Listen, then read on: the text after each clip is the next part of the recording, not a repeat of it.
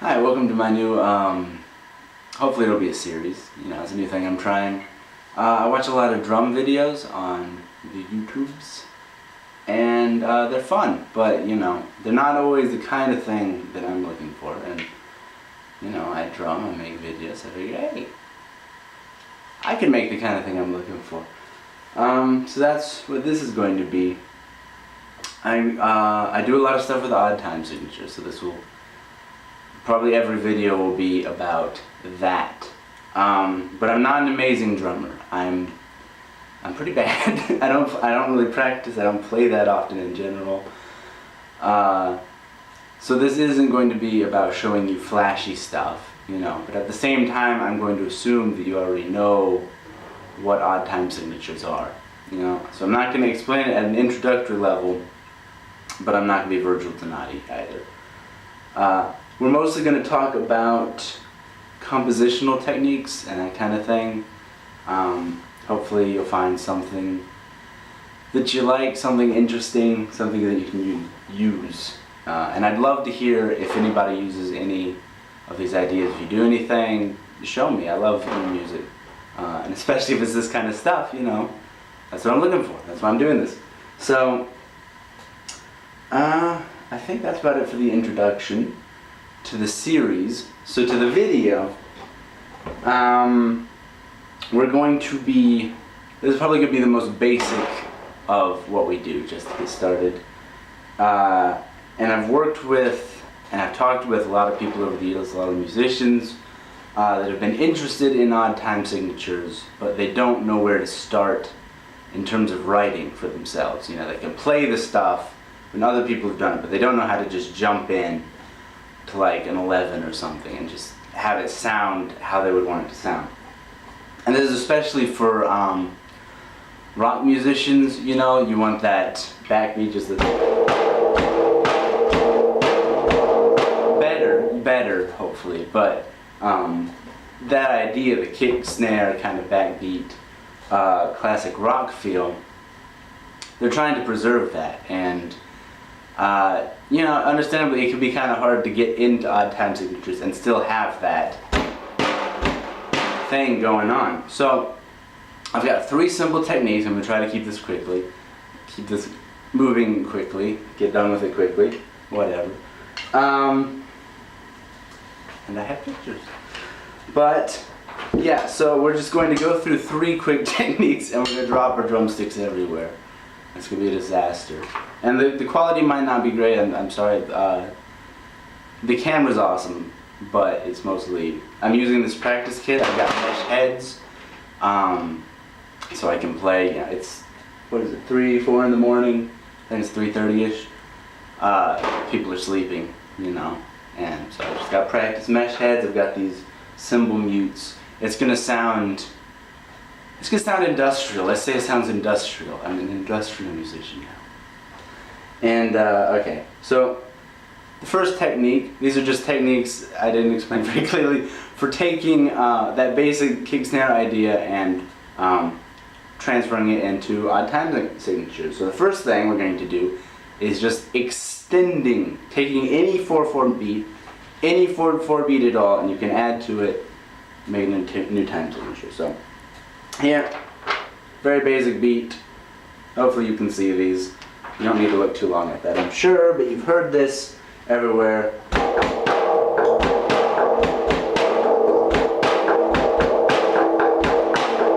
Right? It's everywhere. Very basic pattern, and we're going to take that and we're going to add to it in a number of different ways. So first, we're just going to add to the end of it. See, it's 6/4. You can see the first 4 counts are the exact same thing, but here, hopefully added in green, we're adding 2 extra counts to make it 6. And we're just doing kick snare. The most basic idea of that backbeat, just tagging it on to the end for 2 more counts. And that sound, I'll take it slow at first, because that's what you do. Okay.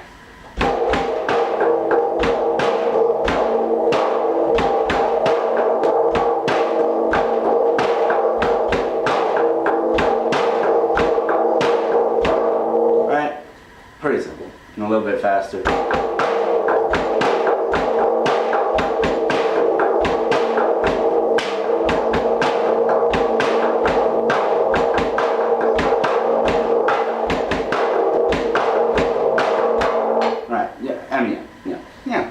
So you see, it gives it that cool kind of pushy-pulley thing with the bass drum kind of switching from offbeats to the downbeat, and the 6 makes it long. It just sounds cool. I love it. I love 6/4. It just sounds cool, and that's very simple. You can do that if you can play the first beat. You can play that. I mean, this is not difficult stuff. It's not meant to be difficult stuff, and that's kind of the point. Is, you know, odd meters don't have to be something that's a high level kind of drumming art, I guess you'd say. It's not a high level technique. You can just jump into this, really your first year of picking up drum set, and that'd be lovely. Here we're going to add again. We're in 11/8 now, and you see again, first 4 counts the exact same. We're just adding a 3/8 at the end, and you can see we're actually repeating this figure, the do-do-cha. We're just doing it there, but it's only 3. You don't get, that's a half, or an 1/8 note instead of a 1/4 note, right? And it's going to give it a kind of a cool angular cyclical feel.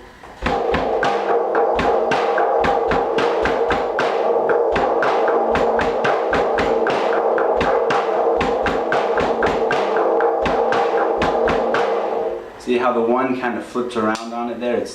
That's a cool thing. You get that with really any kind of asymmetrical meter, like 11/7/5, that kind of thing. It's a cool feel, and it has that consistent thing because you've got the bass drum snare figure that just keeps repeating. It's still got the backbeat feel. It's just a solid, interesting rock beat. You know, I'm gonna try to get a little faster because we have a lot to get through, and this is simple enough that I'm sure you're probably just fine. You can also add in the middle, as you can see. So here we have 5, and we have the exact same beat as before, but the middle count we're actually adding. So this is do-do-cha, do-cha, you know? But then right here we just have that snare hit and the 8th notes. Smack dab in the middle on beat 3. And that's going to totally change the feel.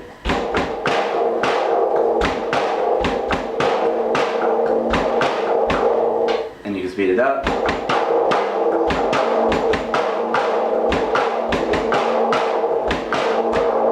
You know, it's the kind of thing, it's definitely different, but if you threw that in like a big, you know, in the middle of a big like a southern rock riff or something, nobody in the audience would be like, what the fuck's the drummer doing? Why is he way out there? No, I mean, you're locked in, you know, it's still got that kind of backbeat, snare-driven vibe going for it, you know?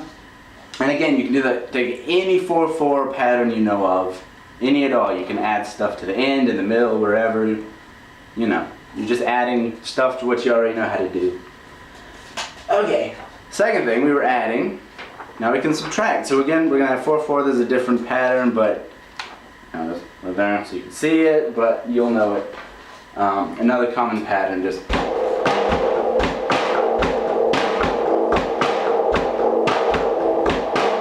right. You know it. It's everywhere. But now we're going to be cutting stuff. So here, we're just going to cut that last 8th note. We're in 7/8 now, and you can see it's a little bit harder to show where things are happening, but the red arrow is where we're cutting. And we're cutting 1/8, now you know the notation. And so everything here's an 8th note, and on the second half of what used to be a 1/4 note, we're now back at beat 1. Because that is how 8th notes work. So that changes it too. That's not what that changes that to.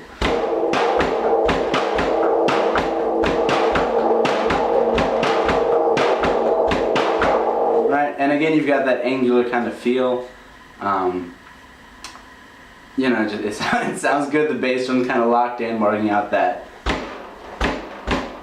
standard 3/2/2 7/8 pulse that a lot of people use. Yeah, we can cut more. This will sound a little bit less rocking, but here we're in 5/8. We're just cutting off the last 3/8, and that leaves us with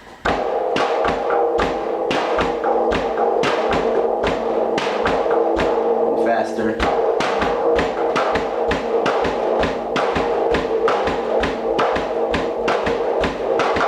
I mean, you know,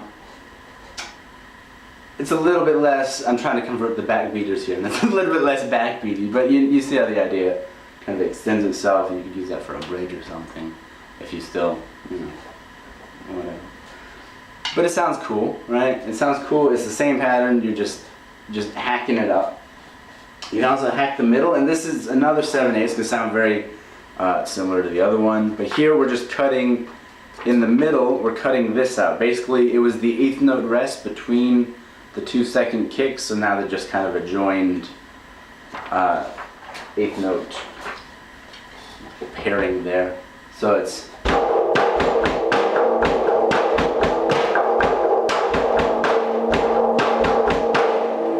very similar to the other one, though.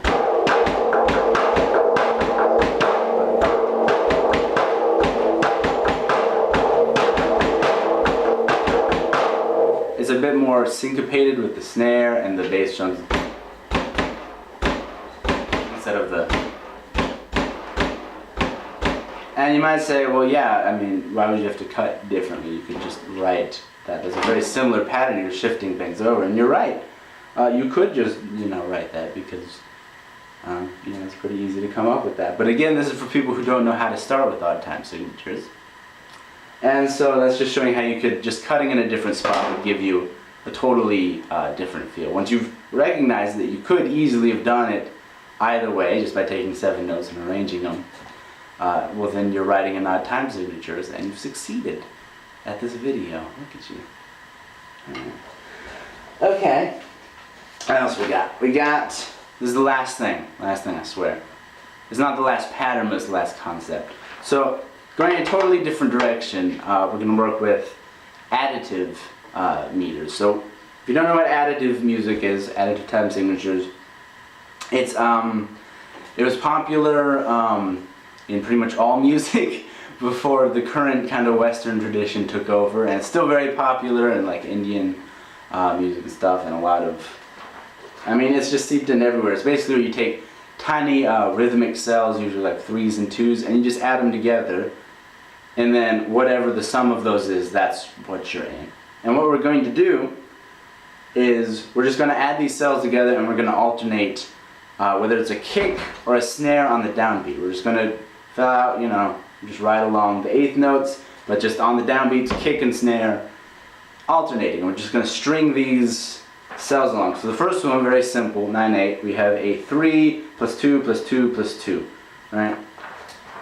And this is very similar to what we started with, the basic 4/4. You know, this is.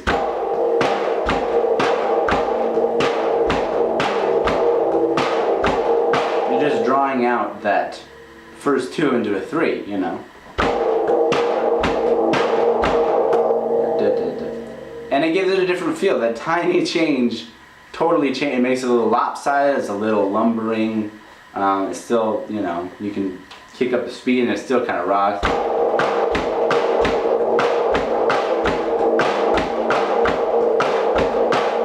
You know, very simple, very simple. But we can go a little bit deeper. That's very similar to 4/4. But we can still alternate these figures to create cool kind of backbeat-ish patterns that are totally different from, you know, what we've been working with. So this is in 13/8. You have, what is it? It's 2 3 3 2 3, right? Yeah. 2 3 3 2 3. Which you'll note is an odd grouping, so you have a bass and then it goes back to bass. So it's not a perfect alternation, but it's an odd grouping. And that one, I'm going to take this a little bit slower, is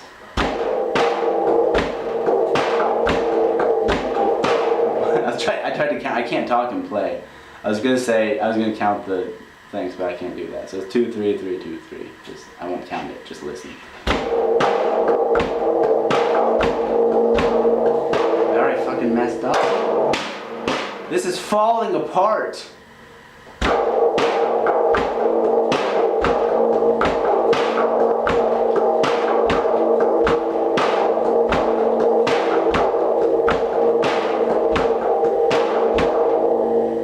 sounds better faster.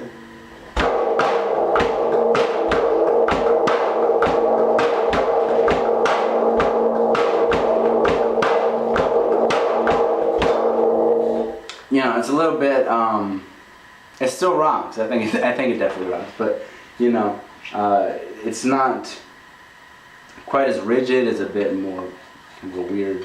It's just a weird sound. This would be cool for like maybe a darker, more experimental sounding kind of rock song. You know, if you have a lot of dissonance and stuff. But there's a place for that. Please make more of that. And you know, so that's that. So our last thing, kind of taking this to its logical conclusion of just adding tons of shit upon shit. We have 21/8, in case you ever wanted to rock out in 21. So this is 2-2-3, 2-2-2, 3-2-3, and when I was learning it, that's actually how I broke it down, kind of as like a 7, a 6, and then this figure, and this repeats this bass drum part. Okay, so I'm just gonna hold this here so you can see it.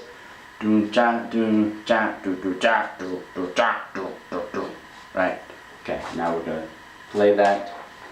I'll take it very slow.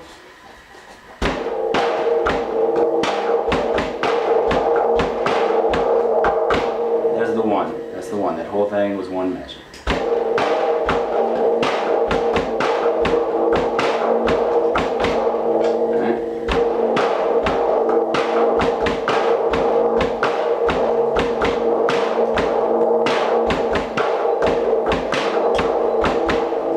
Faster, of course.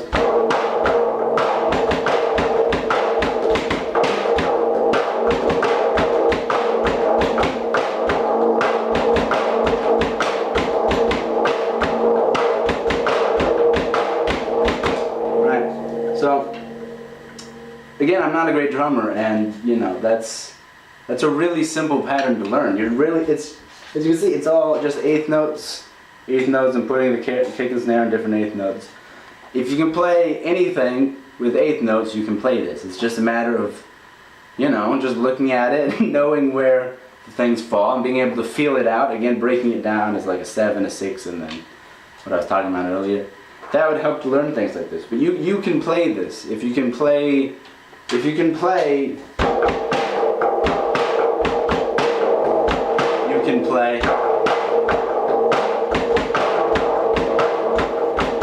They're the exact same, you know, your muscles are doing the same thing. It's the same combination of movements. You're just, you know, you're just putting them together differently. And it's a bit of an unnatural feeling kind of vibe, but that's only because you're used to 4/4. The more you get used to stuff like this, the more you'll be able to feel stuff like this better. So that's that, you know. Now, next time like your bandmates want to play in 17 or something, you can just hop in, even if you don't know just off the top of your head how to come up with something. You can just string together cells of stuff. You could take a 4/4 and add to it. 17, of course, you could take like 2 4/4s and then add like a little 8th count in there, and you know, you can just, you know, just play with this stuff. Just jump in. It doesn't take any time, really any practice or anything. If you know how to play this stuff, you can do this stuff. Odd times are not as complicated as, you know, what some people seem to think they are. They don't have to be as high level, I guess. This is a very introductory thing, and you should jump in and just get away from the 4s and the 3s, because it's so boring at this point. So boring. Okay. So I hope this has been helpful. I'm going to definitely make more of these. I don't know how many more. I've already got some ideas. Give me feedback if you've got music like this, or you use any of these ideas to make music. Please tell me. You can even do the posting in the comments thing with your link. I don't care. That's cool. You know, that's fine. That's fine with me. I know a lot of people hate that. Just don't be obnoxious, like all caps, bunch of symbols and stuff. Just my band. Don't. But you know, just be like, hey, we use this stuff. Do that, and we want some more listeners, and I'll listen. So I hope this has been helpful. That's just, you know, 3 simple techniques. If you're not familiar with writing in odd time signatures, I'm going to stop talking.